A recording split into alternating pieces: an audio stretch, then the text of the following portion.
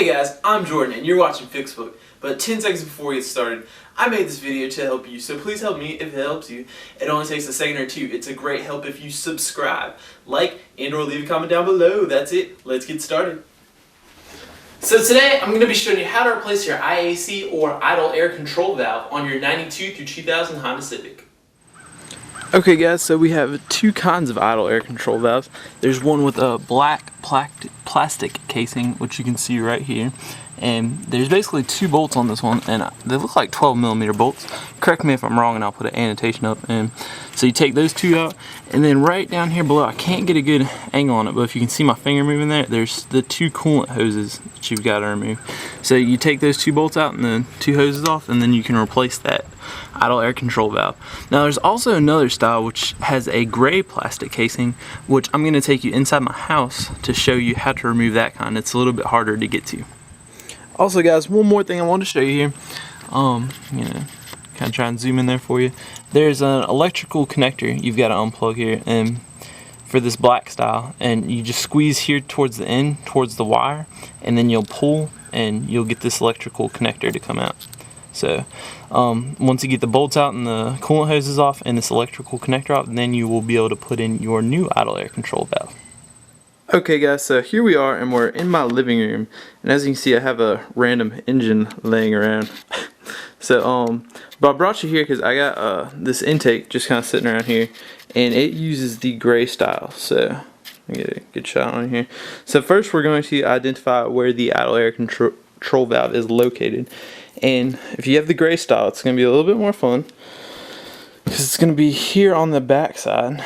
It's going to be right there. So you're going to have to somehow get under here. You may have to raise your car up to get to it, and you've got the two coolant hoses right here. And I've already took the one hose off, and then you're going to squeeze and get that off, and then go ahead and get that off right there. And then I'm going to lay this down, and this one has 4 bolts instead of 2. So see, yeah, you can see them there. Right there, they got the Phillips head screwdriver on. I believe they're 10mm. I think the other one were 12. So yeah, you're just gonna go ahead and take those off, and then you'll unplug this piece right here, which I believe is gonna be a squeeze and pull just like the other one. And then once you get it off there, there'll be like a little rubber gasket thing you need to take off, and then I'll show you what this one looks like when it comes off, so that way at least you can see me taking one off here. Okay guys, so I brought you over here on the floor where I got some better lighting, and once you get this last little bolt off here, you're going to take it off, and it may be kind of stuck on there. You may have to wiggle a little bit, but maybe not. And it's going to look something like this, and you're going to have this rubber piece sitting here, and it may be set in there pretty good, and you may have to take like a little screwdriver or something, but let's see. I just kind of set mine in here, so it shouldn't be too hard to get out.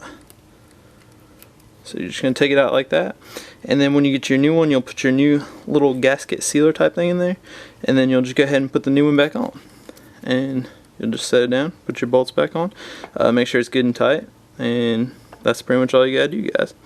Well, I thank y'all for watching. That's it for today's video, and I'll see you next time.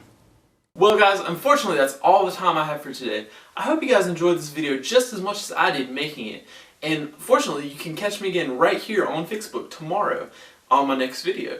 Just don't forget to subscribe, like, and leave lots of comments down below. Well, thanks again guys for watching, and see you tomorrow right here on Fixbook.